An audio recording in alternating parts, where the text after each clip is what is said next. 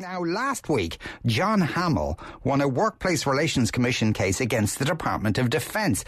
His argument was that he had been discriminated against because he hadn't been let apply for the job of chaplain for the Army, because such jobs have always been given to members of the clergy. John, as a member of the Church of the Flying Spaghetti Monster, is not. Afternoon, John. Hi, Sean. I hope you're well. Now, did you know there was a vacancy coming up in the Defence Forces for a chaplain, or how did this come about? No, I didn't. In fact, I spent, I believe it was 3 years, writing to the Minister for Defence roughly every 2 months, expressing an interest in the role. And I explicitly asked the Minister to let me know when there was a vacancy so that I would have an opportunity to apply. And I got no satisfaction. So eventually I did a Freedom of Information request, and I uncovered some correspondence between Simon Coveney, as the then Minister of Defence, and a bishop, during which they appointed a Catholic priest to the role in secret. They just kept the role between themselves, even though it's a state-funded job. And that's what the Workplace Relations Commission has recently found to be unlawful religious discrimination. And was part of that it wasn't ever advertised? It just seemed to be a letter from the bishop to Simon Coveney. Simon Coveney said, "Yep, we'll give him the job." Exactly that. So it's part of the Defence Forces regulations at the minute that chaplains are appointed by bishops. And this is what I have been complaining to the Minister about, that, firstly, that's just inconsistent with employment equality law. And secondly, I think we would all accept there are lots of very good chaplains in the country who happen not to be Catholic. And in fact, there are lots of very good Catholic chaplains who happen not to be male and therefore can't be Catholic priests, and they're excluded from these state-funded positions too. And so in the WRC finding, they did find that you had been discriminated against. Did they have recommendations on the back of that? Well, more than recommendations, they issued an order to the Minister for Defence to change the mechanism through which these roles are appointed. I should say they're very highly paid positions. So if you walk into a role as a soldier or a cadet in the Defence Forces, it's roughly €20,000 as the starting salary. And if you walk into a role as a chaplain, your starting salary is €66,000. So you get paid 3 times more to carry a Bible into a church than you do to carry a rifle into a foxhole. And all of these positions, when they arise, should be advertised on publicjobs.ie and awarded to the best candidate for the job based on some objective criteria, and not just awarded to whichever priest that a bishop finds most convenient. Are chaplains deployed? Are they sent overseas? That was part of the hearing in the case. Actually, one of the arguments made by the Defence Forces was that there's a lot of Catholic soldiers who want Mass, and when they're in barracks overseas, you need to have a Catholic priest to provide them with Mass. But whereas there's 15 Roman Catholic chaplains in the Defence Forces at the minute, there's only ever 1 or 2 at a time deployed on that basis. So, the vast majority of chaplains in the Defence Forces remain in Ireland, and there's no reason why you can't have a non-Catholic chaplain. As I understand, there is one Church of Ireland chaplain. Is that correct? That's right. They said that the chaplains were appointed based on the survey that they have of the religious beliefs of members of the Defence Forces. But there are 5 times more, according to their own figures, there are 5 times more non-religious members of the Defence Forces than there are people from non-Catholic Christian denominations, as you say, like the Church of Ireland. So even according to their own arithmetic approach, there should be a non-religious chaplain long before there should be a Church of Ireland chaplain. Are there other religious aspects to life in the Irish military? Well, one of the justifications that the Department of Defence gave for their insistence that chaplains have to be Christian was, I call it the argument from Hezbollah. So what they did was they described something called force protection. There was a chaplain and a captain from the Defence Forces who gave evidence during the hearing about how the Defence Forces might typically move some armour through a village in maybe Lebanon where there may be representatives of Hezbollah or other armed groups there. And what they said was that when they have a chaplain travelling with the Defence Forces, that person can go and talk to, let's say, the local Hezbollah representative beforehand and negotiate safe passage for the armour through the village. And, of course, I asked the Army captain during the hearing, has he ever heard Western white militaries referred to as crusaders pejoratively in that region? And of course he had.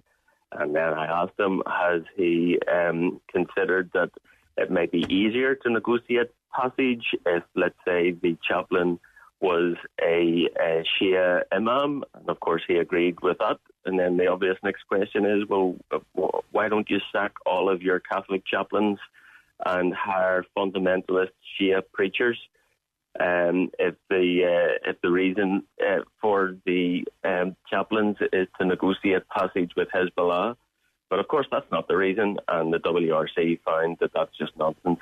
And the reason why we insist that the chaplains must all be Christian is because we used to have a monotone Christian country, and that used to be non-controversial. But we just still have these archaic rules, even though the country is much more pluralist now. Yeah, but just so our soldiers aren't required to attend Mass or anything like that. Well, that was part of a recent review that the Defence Forces undertook, and they had some public consultations on that.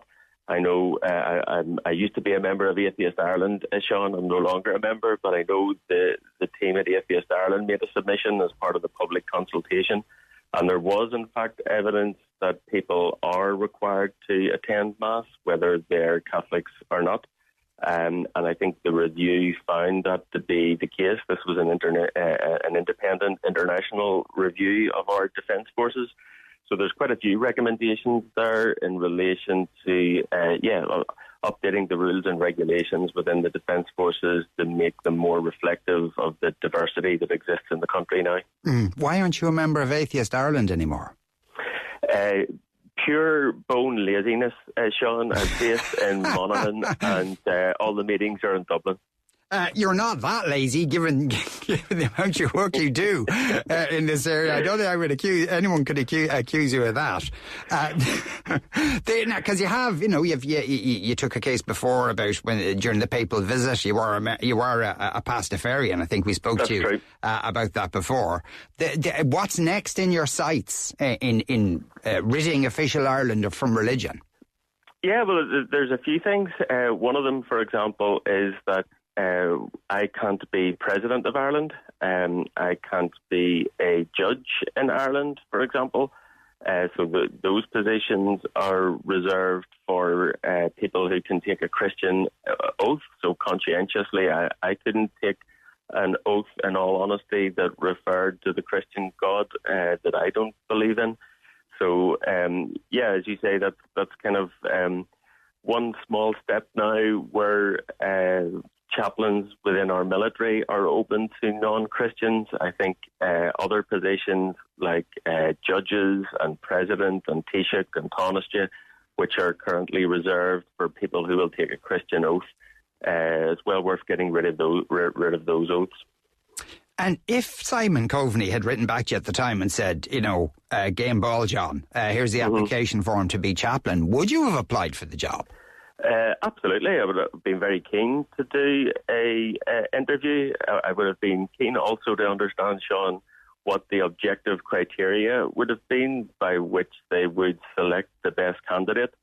I don't know, given the evidence that the department presented, which indicated that they had to hire a Catholic priest, I don't know what kind of aptitude test that would involve. Maybe they would bring a glass of wine and see who could do the best transformations or something like that. But actually, since the decision, I've been contacted by a number of people who are interested in the role. Well, one in particular is a former member of the Defence Forces who's currently working as a chaplain. She is very highly qualified. So, yeah, if the job is advertised in public, I very much hope that she gets it. Yeah, because you can see how maybe humanists and humanist ministers and that kind of thing might be appropriate for that kind of role. Yeah, exactly that. I mean, there's as I say, there's lots of members of our Defence Forces who are not Catholic, and they require counsel from someone of like mind in the same way that Christian members of the Defence Forces do. So, yeah, to insist that the only chaplain who can counsel our Defence Forces must be a Christian is really disrespectful to all of the non-Christian members of the Defence Forces. And you did subsequently write, I think I'm correct in this, to Simon Coveney and ask for an apology. Did you get one? A, and B, is there any signs that they're going to change the application process when the next chaplaincy comes up in the Defence Forces? Well, yeah, firstly, that's right. I did ask Simon Coveney to apologise to all members of the Defence Forces for the religious discrimination that he imposed. What I mentioned is that some of the conflict zones that he sends Defence Forces towards are very often religiously inspired conflicts. So, yeah, it's a bit rich for our Minister for Defence to be sending peacekeepers to religiously inspired conflicts when that minister is himself guilty of discriminating against minorities based on their beliefs about religion. So he has not yet responded to that, but I'm hopeful that he will. And in terms of changing the Defence Forces regulations, if I'm honest, I don't think he has a choice. He really has to do it. I mean, the current regulations are not consistent with human rights law. They're not consistent with our Constitution. They're not consistent with the Employment Equality Act. So there's just going to be more and more cases finding against the minister until those regulations are changed. John Hamill, thanks a million for talking to us today. Thanks, Sean.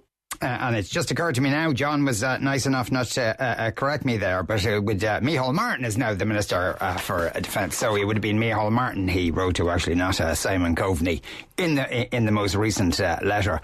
He couldn't be King of England either, even if he was a Catholic, says the texter. That's true. All countries have their own weird rules, I suppose. Chuck says, I'd vote for him for president by the sound of him, just off the back of this interview.